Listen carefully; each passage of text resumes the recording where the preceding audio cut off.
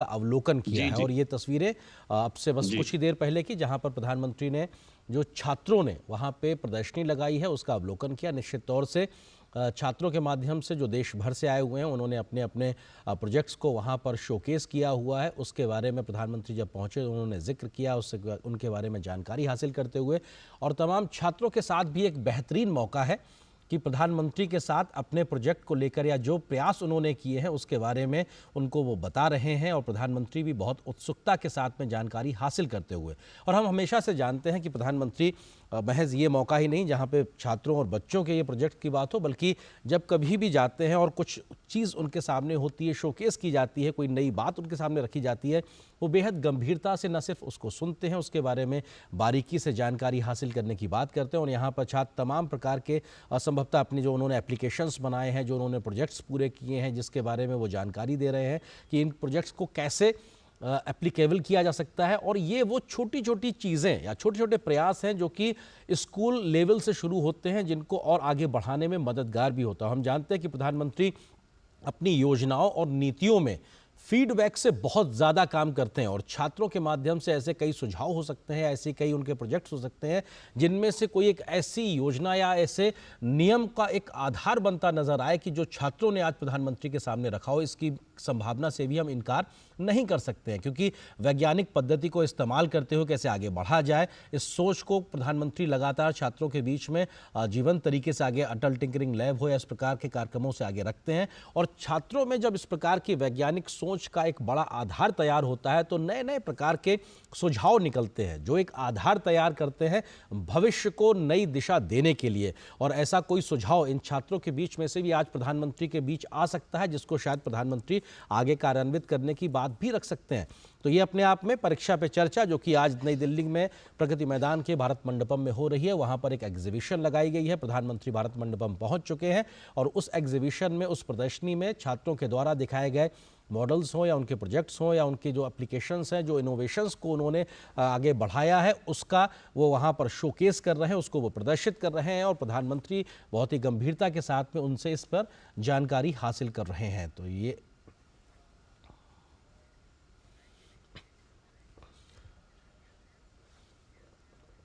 बिल्कुल, तो ये अपने आप में ये तस्वीरें भी बहुत कुछ बयां करती हैं। अशोक कुमार पांडे जी हमारे साथ लगातार बने हुए हैं। अशोक जी, आपको लगता है कि परीक्षा पे चर्चा से पहले देश भर के उन छात्रों के इनोवेशंस को देखना, समझना और बारीकी और गंभीरता का भाव प्रधानमंत्री के चेहरे पे साफ तौर पे दिखाई पड़ रहा है, क्योंकि वो उस गंभीरता को समझना चाहते हैं कि जो छात्रों के प्रयास है उस पे कैसे उन्होंने काम किया और ये कैसे आगे यूजफुल हो सकता है। देश का प्रधानमंत्री युवा पौध से इस प्रकार का सीधा संवाद कर रहा है। इस तस्वीरों को आप किस तरह से देखते हैं अशोक जी? जी, जी, बिल्कुल। जो बात मैं कह रहा था, ये तस्वीरें उनका एक प्रमाण है, लेकिन मैं इसको एक उस दृष्टि से आपको बताने की कोशिश करूंगा कि ये इसका मतलब क्या होता जी। है। एक प्रधानमंत्री बच्चों के सामने आकर उनकी बातों को सुनकर उनको प्रोत्साहित कर रहा है, उनको ये महसूस करा रहा है कि आपकी कितनी वैल्यू है, आप कितने इंपॉर्टेंट हैं, आपका इनोवेशन कितने डिफरेंसेस पैदा कर सकता है सोसाइटी में। और एक बच्चे के लिए, हम लोग बच्चों के साथ पूरी जिंदगी बीती है, ये आपको मैं बता सकता हूं पूरे दृढ़ विश्वास के साथ कि हर बच्चा ये चाहता है कि मैं वैल्यूड हूं, मैं इंपॉर्टेंट हूं, मेरी बात को सुना जाए। और अगर ये चीज प्रधानमंत्री द्वारा हो रहा है तो उस बच्चों का कितना प्रोत्साहन हो रहा है, इसकी आप और हम कल्पना नहीं कर सकते। तो मैं तो इसे उसी रूप में देख रहा हूं। लेकिन जो चर्चा हम लोग कर रहे थे कि जी। प्रधानमंत्री ने पूरे इस देश के शैक्षणिक वातावरण को बिल्कुल ट्रांसफॉर्म करने का कोशिश कर रहे हैं। वो एक आमूल परिवर्तन लाना चाहते हैं, और उस परिवर्तन के मूल में बच्चों की गुड हेल्थ, उनकी वेल बीइंग, उनकी फ्लरिशिंग, उनका जीवन में राष्ट्र के लिए योगदान, वो खुश रहें और एक समृद्ध और खुशहाल राष्ट्र के नेता के रूप में अगले 20-25 वर्षों में उभरें। ये पूरा प्रयास उसी के लिए है। जी मैं तो इसे उसी रूप में देखता हूं। सर, जो तस्वीरें हम देख रहे हैं, क्योंकि ये बहुत क्लैरिटी से हम नहीं कह सकते, लेकिन कहीं पे पीछे एआई लिखा हुआ है, आर्टिफिशियल जी, इंटेलिजेंस की बात है, कुछ जी, मॉडल्स ऐसे नज़र आ रहे हैं जो शायद स्पेस टेक्नोलॉजी से जुड़े हुए हो सकते हैं। कुछ ऐसे जी, मॉडल्स नज़र आ रहे हैं जहां पर ड्रोन का एक इस्तेमाल का एक प्रयास दिखाई पड़ रहा है। आपको लगता है कि जब चर्चा देश में होती है, देश की नीतियों से इस प्रकार से आगे बढ़ा जाता है, चंद्रयान जैसी जब सफलता मिलती है, एआई पे देश आगे बढ़ने को लेकर जमीनी प्रयास करता है, तो छात्रों तक, नई पौध तक किस प्रकार के विचार पहुंचते हैं, शायद उसका ही परिलक्षण हमको इस वक्त इन तस्वीरों के आधार पर दिखाई पड़ रहा है। आप इसको इस तरह से कह सकते हैं? बिल्कुल बिल्कुल, मैंने कहा ना कि प्रधानमंत्री पीछे के बारे में नहीं सोचते, वो आगे अगले 10 वर्ष, 20 वर्ष, 25 वर्ष। आप देखिए ना, जिस देश का प्रधानमंत्री 2047 का विजन लेके चल रहा हो, तो आप क्या समझते हैं कि हमारे नए इनोवेशंस, नई technology, artificial intelligence, robotics, computer, quantum computing, ये जितनी भी चीजें हैं, इस सब के लिए उनके निर्देश आ चुके हैं। मैं आपको बताऊं, 2014 में जब प्रधानमंत्री बने थे, प्रधानमंत्री पहली बार, उसी समय उन्होंने एक टास्क फोर्स बना दिया था कि हम दुनिया में साइबर सिक्योरिटी में नंबर 1 कैसे बने। और उस टास्क फोर्स ने लगभग 1 वर्ष काम करके अपनी रिपोर्ट दी। तो उन्होंने कहा था कि मुझे बताइए आप 1 वर्ष में कि जी। आप क्या क्या करना चाहते हैं। तो उसी का ये हिस्सा है कि प्रधानमंत्री बच्चों को उन किसी भी सुविधा से अलग नहीं रखना चाहते हैं, जो उनको देश की समृद्धि के लिए, इनोवेशन के लिए जी आगे बढ़ा सके। बिल्कुल, और शायद अटल टिंकरिंग लैब के माध्यम से किस प्रकार का जी एक हाँ। वैज्ञानिक सोच का आधार तैयार देश के स्कूलों में किया गया है, उसका एक नतीजा भी हम कह सकते हैं। अशोक जी, आप हमारे साथ बने रहिए। हमारे सहयोगी निशांत सौरभ इस वक्त भारत मंडपम में ही मौजूद हैं प्रधानमंत्री के इस कार्यक्रम को कवर करने के लिए, और लगातार शिक्षा से जुड़ी खबरें कवर करते रहते हैं। निशांत हमारे साथ मौजूद। निशांत, स्वागत है आपका। सवाल यही कि हम तस्वीरों में देख रहे हैं कि प्रधानमंत्री उस एग्जीबिशन का अवलोकन कर रहे हैं, छात्रों से बात कर रहे हैं। अगर आप जानकारी दे सकें कि क्या क्या ये संवाद इस वक्त हो रहा है, और कौन कौन से प्रोजेक्ट्स जो देश भर के छात्र आए हैं उन्होंने यहाँ पे प्रदर्शित किए हैं, शोकेस किए, और प्रधानमंत्री के सामने वो जानकारी साझा कर रहे हैं। निशांत जी देखिए आर्येंद्र, अभी आपने अटल टिंकरिंग लैब का जिक्र किया, जो कि अटल टिंकरिंग लैब जो देश के करीब 10,000 स्कूलों में अटल टिंकरिंग लैब खोला गया है, और वहाँ के बच्चों ने अपना यहाँ पर जो उन्होंने नवाचार किए हैं उसको यहाँ पर प्रदर्शित किया जा रहा है। क्योंकि अटल टिंकरिंग लैब जो कि प्रधानमंत्री की परिकल्पना पे ही शुरू किया गया है, वो देश भर के स्कूलों में नवाचार यानी इनोवेशन का एक कल्चर डेवलप करने में काफी मददगार साबित हुआ है। और ये जो 10,000 स्कूलों की बात मैंने कही, यहाँ पर जो अटल टिंकरिंग लैब खोले गए हैं, यहाँ पर बच्चे तमाम तरह के इनोवेटिव आइडियाज के साथ काम करते हैं, और जो सोशल प्रॉब्लम है उनका हल ढूंढने की कोशिश करते हैं अटल टिंकरिंग लैब के जरिए। और मैं ये भी बता दूं कि 1 करोड़ 10 लाख 1 करोड़ से अधिक बच्चे एक्टिवली इसमें इंगेज है। अटल टिंकरिंग लैब में देश भर के 1 करोड़ से अधिक बच्चे इंगेज है इन 10,000 स्कूलों में। तो यहाँ पर जो अटल टिंकरिंग लैब की जो एग्जीबिशन लगाई गई है वहाँ उनके प्रोजेक्ट्स का, उसमें जैसे कुछ मैं आपको बताना चाहूंगा। तो जैसे कुछ बच्चों ने स्मार्ट ट्रैफिक सिग्नल, इसके बारे में अपना प्रोजेक्ट लगाया है। उसके अलावा सेफ्टी ड्रोन फॉर मिलिट्री, ये काफी इंपॉर्टेंट है कि मिलिट्री के लिए सेफ्टी ड्रोन उन्होंने तैयार किया, जो कि जो जैसे हम बॉम्ब की बात करते हैं तो उसको बॉम्ब डिस्पोजल की बात करते हैं, तो बॉम्ब को ये बिना उसको छुए वो सेफली डिस्ट्रॉय कर सकता है। एक ये प्रोजेक्ट है। और उसके अलावा जो लैंडमाइन का डिटेक्शन भी कर सकता है ये ड्रोन। तो मिलिट्री के लिए ये काफी एक इम्पोर्टेंट एक प्रोजेक्ट है जिसको बच्चों ने तैयार किया है। उसके अलावा एक वायुपुत्र नाम से एक इन्होंने डिवाइस तैयार किया, जिसको अगर ट्रैफिक सिग्नल के ऊपर लगा दिया जाए तो ये एयर को यानी हवा को प्यूरिफाई कर सकता है और ऑक्सीजन को रिलीज कर सकता है। जैसे एयर ट्रैफिक पे काफी लोगों को पॉल्यूशन का सामना करना पड़ता है ट्रैफिक सिग्नल पे, तो ट्रैफिक सिग्नल पे अगर इसको इंस्टॉल कर दिया जाए तो वो हवा को प्रदूषित को प्यूरिफाई करने में ये मददगार साबित हो सकता है। वायुपुत्र नाम का ये प्रोजेक्ट है जी। उसके अलावा दिव्यांग जनों के लिए भी एक रोबोटिक प्रोस्थेटिक डिवाइस दिव्य हस्त नाम से बच्चों ने तैयार किया है, जो दिव्यांग जनों के लिए काफी मददगार साबित होगा।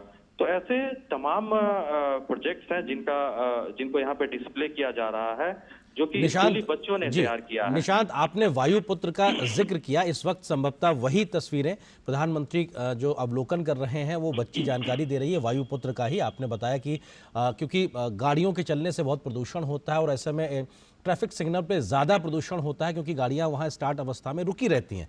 वहां की वायु को प्योरीफाई करने का जो प्रयास बच्चों के द्वारा एक इनोवेशन का आप जिक्र कर रहे हैं, वो तस्वीरें दिखाई पड़ रही हैं। तो निश्चित तौर से पर्यावरण संरक्षण जैसे बड़े बृहद विषय पे भी छात्रों के माध्यम से बड़ा प्रयास कहीं ना कहीं प्रधानमंत्री के सामने रखा गया है। निशांत जी बिल्कुल, ये आप अंदाजा लगा सकते हैं कि बच्चे जो हैं, स्कूल के बच्चे, ये जो सामाजिक सोशल इश्यूज हैं उनके प्रति कितने जागरूक हो रहे हैं। चाहे वो पॉल्यूशन का इशू हो, इलेक्ट्रिक मोबिलिटी का इशू है, एजुकेशन से जुड़े हुए जो इश्यूज हैं, ट्रांसपोर्टेशन वगैरह का जो इशू है, उसको लेकर जो प्रोजेक्ट्स हैं, इनोवेशन करते हैं। चूंकि आपको मालूम है कि देश के तमाम स्कूलों और कॉलेजों में एक इनोवेशन का कल्चर डेवलप हुआ है, पर भी नवाचार का एक कल्चर डेवलप हुआ है। और जो जिन प्रोजेक्ट्स की मैंने बात कही वो इसी का एक हिस्सा है। इसके अलावा जो आर्टिफिशियल इंटेलिजेंस वगैरह का जो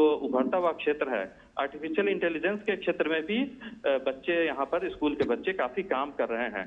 और यहाँ जो एग्जीबिशन प्रधानमंत्री देख रहे हैं उसमें एक AI फॉर यूथ, यानी युवाओं के लिए आर्टिफिशियल इंटेलिजेंस, इस थीम के साथ भी एक एग्जीबिशन लगाया गया है, जिसमें कि कुछ प्रोजेक्ट की मैं आपको बताऊं कि AI से क्या क्या फायदा हो सकता है। अग्नि सुरक्षा नाम का एक प्रोजेक्ट है, जिसमें कि स्कूल के बच्चों ने कैसे हम, जो कि आपको मालूम है कि हर साल देश में हजारों लोगों की जान जाती है आग लगने की घटनाओं से, तो कैसे आर्टिफिशियल इंटेलिजेंस का यूज करके बच्चों ने एक सेंसर तैयार किया है, जो कि कहीं अगर आग लगे तो वो शुरू में ही उसको डिटेक्ट कर सकता है, और उसको डिटेक्ट करने के साथ ही वो जो फायर एक्सटिंग्विशर का जो सिस्टम है उसको वो तुरंत एक्टिवेट कर देता है। और जैसे ही आग लगने की घटना होती है तो सेकंड के भीतर ही जो अग्निशमन का कार्य शुरू किया जा सकता है, जिससे कि आग को फैलने से रोका जा सके और लोगों की जान बचाई जा सके। तो इस तरह का प्रोजेक्ट है। रोबोट के जरिए कैसे नालों की सफाई की जाए, क्योंकि मैनुअल स्कैवेंजिंग हम जानते हैं कि लोग जो नालों में जो अंदर जाकर सफाई करते हैं उसमें भी कई लोगों की जान जाती है। तो उसको दूर करने के लिए रोबोट के जरिए कैसे नालों की सफाई की जाए, उसका भी प्रोजेक्ट बच्चों ने तैयार किया है। उसके अलावा जो face recognition door lock system, दरवाजों को कैसे फेस रिकॉग्नाइज करके खोला और बंद किया जा सके आर्टिफिशियल इंटेलिजेंस की मदद से, ये सिस्टम है। सांस से संबंधित बीमारियों की स्क्रीनिंग के लिए भी बच्चों ने एक मॉडल तैयार किया है, स्वच्छता उसका नाम है, स्वच्छता निदान। जो सांस से संबंधित बीमारियां होती है उसको कैसे समय रहते डिटेक्ट किया जाए ताकि उसको आगे फैलने से रोका जा सके। और इसके अलावा जो मानसिक तनाव से जो ग्रस्त जो रोगी होते हैं या बच्चे होते हैं, उनकी सुरक्षा कैसे की जाए। और इनविजिबल वायरलेस टच पैड भी बच्चों ने तैयार किया है आर्टिफिशियल इंटेलिजेंस की मदद से। तो ये आप देखिए कि छोटे छोटे बच्चे जो कि स्कूलों में पढ़ते हैं कितना मतलब आगे की सोच रहे हैं, और कैसे ये जो आइडियाज है उसको सक्सेसफुली आगे वो लेकर जाएंगे, उसको स्टार्टअप में कन्वर्ट करेंगे। और जिस तरह से देश भर में स्टार्टअप की संख्या बढ़ रही है, आज 1,10,000 से भी ज्यादा स्टार्टअप देश में है। तो ये जो बच्चे जो इनोवेशन कर रहे हैं, नई नई खोजें कर रहे हैं, उसको निश्चित तौर पर वो आगे स्टार्टअप में तब्दील किया जाएगा उसको, और देश के बच्चों में एक एंटरप्रेन्योरशिप या उद्यमशीलता को भी बढ़ावा मिलेगा। बिल्कुल निशांत, आप रहिए हमारे साथ में। खास मेहमान अशोक कुमार पांडे जी भी हमारे साथ जुड़े हुए। अशोक जी, क्योंकि ये महत्वपूर्ण है, हमारे सहयोगी निशांत जिस बात का जिक्र कर रहे हैं, जो बच्चों ने यहाँ पे सामाजिक और तमाम प्रकार की जो चुनौतियां हैं या पृथ्वी के सामने जो चुनौतियां हैं उनके सामान्य से सॉल्यूशंस देने का जो काम किया, आपको लगता है कि सरकारों का एक बहुत हेल्पिंग हैंड के तरीके से ये नई पीढ़ी, ये पौध भी काम कर रही है? आपको लगता है कि ये एक नई दिशा में बढ़ते हुए भारत के कदम है? अशोक जी। बिल्कुल आपने सही किया, और मैं ये देख रहा था इन तस्वीरों में, आप देखें दो चीजें बड़ी स्पष्ट हैं इसमें। आपने लड़के और लड़कियों दोनों को आप देख रहे हैं। एक तो छोटा बच्चा मुझे लगभग 10 वर्ष की उम्र का दिख रहा है। तो आप देखिए कि बच्चों के अंदर एक इनोवेशन का जो कल्चर है, जो निशांत जी कह रहे थे, वो किस तरह से प्रस्फुटित हो रहा है। This is number 1। नंबर 2, मैं आपको बताऊं कि ये जो समाज की जो परेशानियां हैं, इनको ये बच्चों को पहले ये रिकॉग्नाइज कर रहे हैं, ये देख रहे हैं कि कहां पे किस चीज की आवश्यकता है। और जो AI हो या टेक्नोलॉजी हो, उसका काम ही यही है आनंद जी कि वो एक सोशल गुड के लिए हम उसका प्रयोग करें।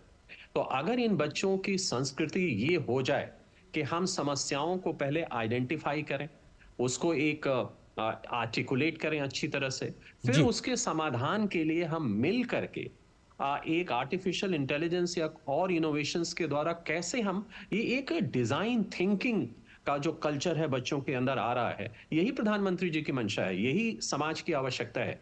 और यही हम चाहते हैं कि ये बच्चे इस परीक्षा को इतना महत्व ना दे करके इनोवेशंस को इतना महत्व दें, चीजों को समझने की करें और एक सोसाइटी को एआई के द्वारा समस्याओं से कैसे हम मुक्त करा सकें, यही हमारी शिक्षा का उद्देश्य है और जी यही होना चाहिए। बिल्कुल, और ज्ञानार्जन का जो एक बेसिक आधार तैयार करने की जी। कोशिश नई शिक्षा नीति के माध्यम से की गई है, वो भी महत्वपूर्ण है। निशांत हमारे सहयोगी हमारे साथ लगातार बने हुए। निशांत, इस बात की भी थोड़ा सा स्पष्टता दे दीजिए कि ये जो तमाम बच्चे हैं, ये देश के अलग अलग कोनों से, स्कूलों से आए हुए बच्चे हैं, और इन सब के माध्यम से ओवरऑल लगभग कितने प्रोजेक्ट्स यहाँ पे इस एग्जीबिशन में शोकेस किए गए, कुछ इसको लेकर जानकारी। निशांत, क्या आप हमारे साथ बने हुए हैं? जी जी जी जी जी। जी आर्यन, मुझे आपकी आवाज आ रही है। जी निशांत, मैं समझना चाहता था कि ये जो बच्चे हैं, क्या ये देश भर के अलग अलग कोनों या राज्यों से, स्कूलों से आए हुए हैं, और लगभग कितनी संख्या में प्रोजेक्ट्स यहाँ पे प्रधानमंत्री के सामने रखे गए?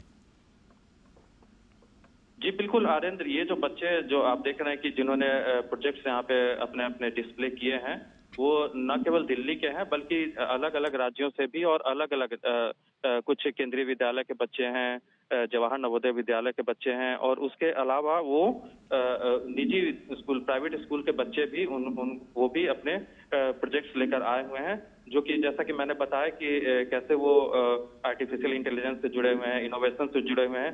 उसके अलावा यहाँ पे जो बच्चे कला उत्सव जो अभी पिछले दिनों ऑर्गेनाइज किया गया था, कला उत्सव के विजेता बच्चे हैं, उन्होंने भी अपने प्रोजेक्ट्स यहाँ पे अपनी जो कृतियां हैं उसको वहां पर डिस्प्ले कर रहे हैं, जिसमें जैसे कि मैं आपको बताऊं, कुछ इंडिजिनस टॉयज, यानी देश में बने हुए खिलौने and games, indigenous toys and games को उन्होंने डिस्प्ले किया, जो पारंपरिक खिलौने होते हैं, उसका डिस्प्ले यहाँ पर किया गया है। उसके अलावा 3 डायमेंशनल विजुअल आर्ट्स और जो मूर्तियां उन्होंने तैयार की हैं, वो सब उनका डिस्प्ले किया गया है। और उसके अलावा जो राष्ट्रीय शिक्षा नीति, जो कि 2020 एनईपी 2020 के नाम से सरकार ने 4 साल पहले जिसको लागू किया था, उसके क्या क्या प्रावधान हैं, उससे जुड़े हुए भी जो एग्जीबिशन है उसको यहाँ पर दिखाया गया है कि कैसे जो 21वीं सदी में जो जरूरी स्किल है, 21st सेंचुरी स्किल जिसकी बात कहते हैं, जो लाइफ स्किल है, चाहे मल्टीलिंगुअलिज्म यानी बहुभाषावाद, क्योंकि राष्ट्रीय शिक्षा नीति में बहुभाषावाद का जिक्र किया गया है कि जो बच्चे हैं वो उनको अपनी मातृभाषा में ही शिक्षा दी जाए, न केवल स्कूलों में बल्कि हायर एजुकेशन में भी। तो कैसे बहुभाषावाद को राष्ट्रीय शिक्षा नीति के जरिए बढ़ावा दिया जा रहा है, उससे जुड़े हुए प्रोजेक्ट्स भी यहाँ पर बच्चों ने जो पेंटिंग्स है वो यहाँ पर दिखाया है, क्योंकि अब सरकार की तैयारी है कि आने वाले समय में कॉलेजों में भी जो पढ़ाई होगी वो अलग अलग भाषाओं में होगी, और अलग अलग जो 8वीं अनुसूची में शामिल जितनी भाषाएं हैं, उन सभी भाषाओं में पाठ्यपुस्तकों को कॉलेजों के लिए भी तैयार किया जा रहा है। उसके अलावा राष्ट्रीय शिक्षा नीति में फाउंडेशनल लिटरेसी एंड न्यूमेरेसी, यानी बुनियादी साक्षरता और संख्या ज्ञान का जिक्र किया गया है कि कैसे कक्षा 2 में पढ़ने वाले हर बच्चे को कम से कम मूलभूत साक्षरता उसके अंदर आनी चाहिए, जो वो गणित के साधारण सवाल भी हल करने में सक्षम हो पाए, तो उसको भी यहाँ पर दर्शाया गया है।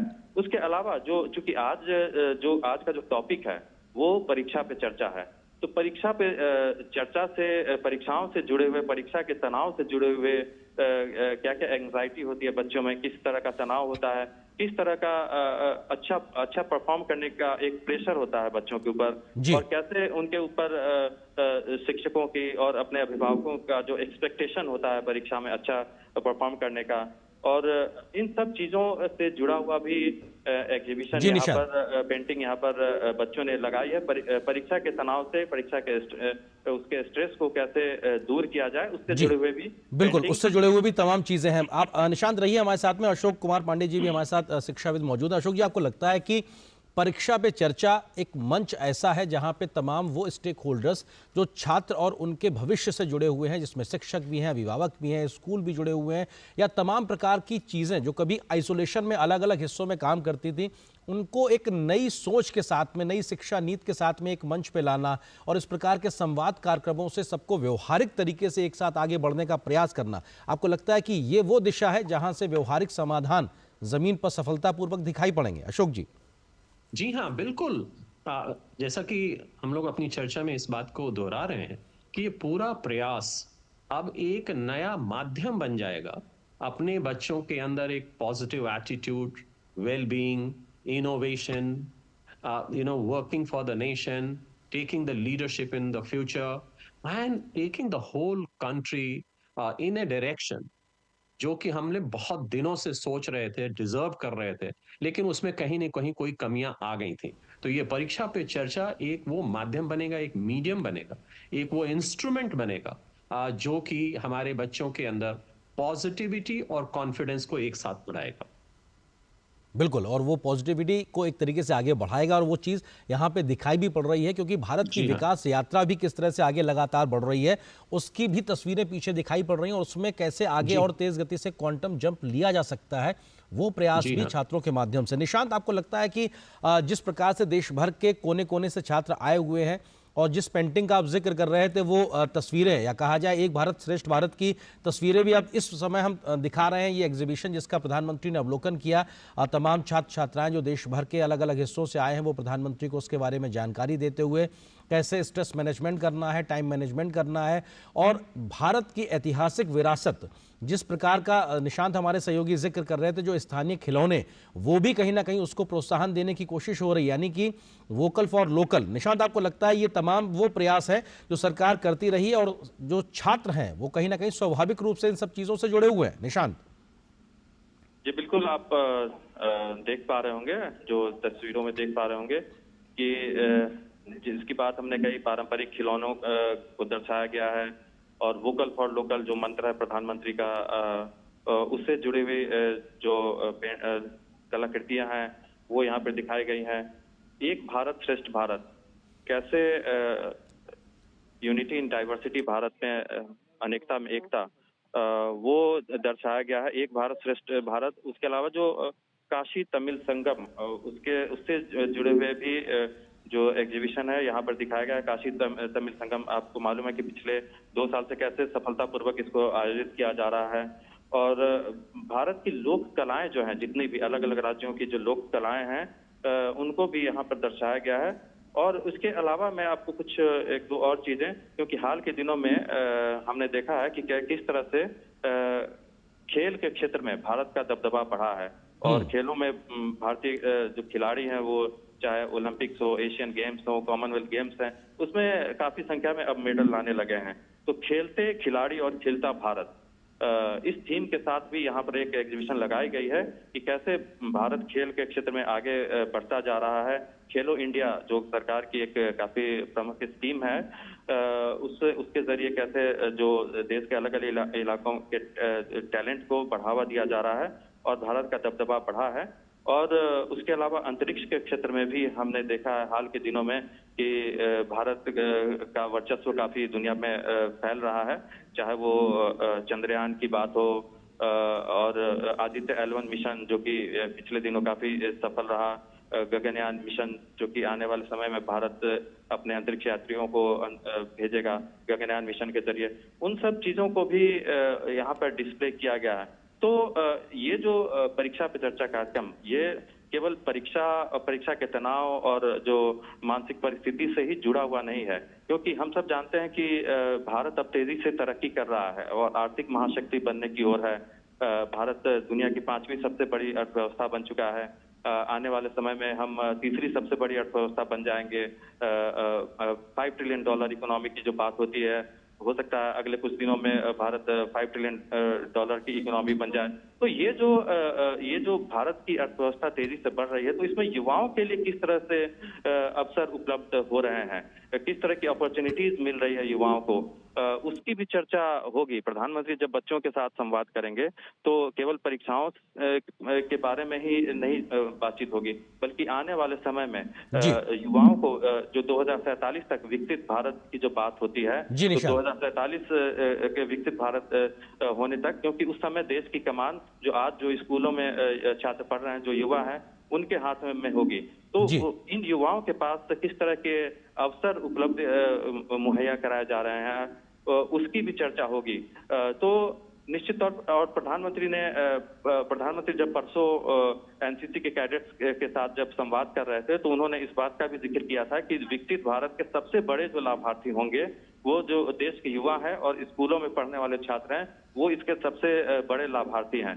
तो इससे ये समझा जा सकता है कि किस तरह ये सरकार का और प्रधानमंत्री का फोकस है कि देश के युवा, जो देश में अभी जो आर्थिक गतिविधियां हो रही हैं, जो इकोनॉमिक सुपर पावर बनने की ओर देश अग्रसर है, तो जी उन अवसरों से वंचित ना रहे और उसका लाभ उन युवाओं को पहुंचाया जाए। तो अब से कुछ ही देर में प्रधानमंत्री यहाँ पर आने वाले हैं भारत मंडपम में, सभागार के अंदर। वो जी बच्चों से परीक्षा पे चर्चा करेंगे।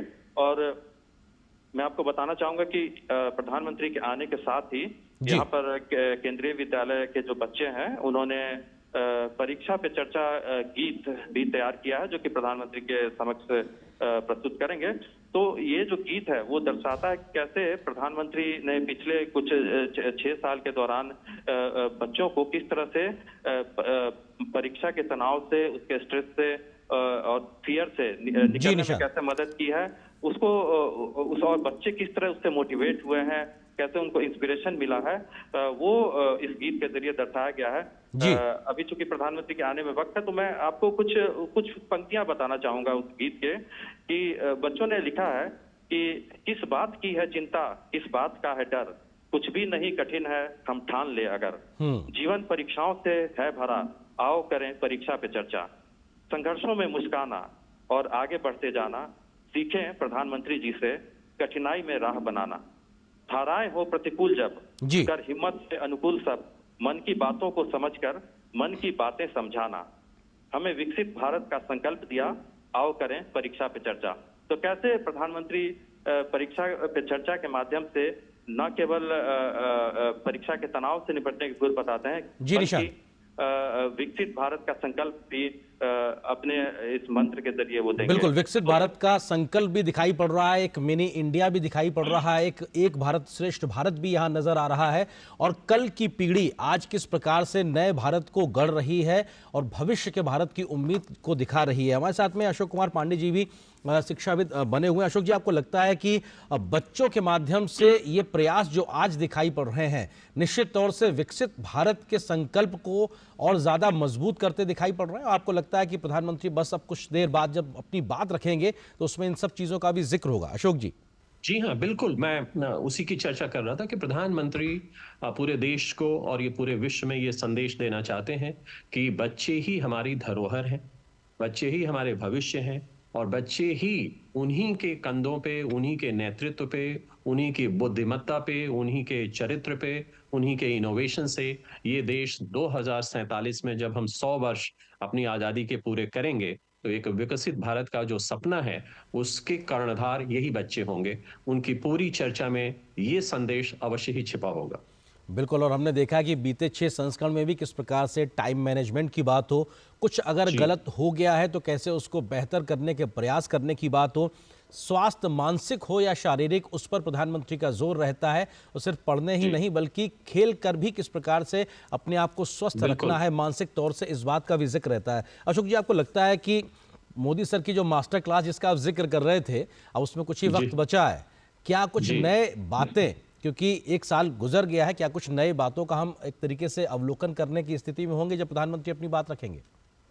जी हाँ, प्रधानमंत्री जी हर बार अपनी चर्चा में कुछ न कुछ ऐसी चीजें लेकर आते हैं जो कि हमारे लिए नई होती हैं। मैं उसके बारे में 2 एक चीजों की चर्चा कर सकता हूं, जो कि प्रधानमंत्री, एक तो मैंने बताया कि वो बच्चों के लिए 2047 से कैसे वो जोड़ने का प्रयास करेंगे, ये एक बहुत आवश्यक है।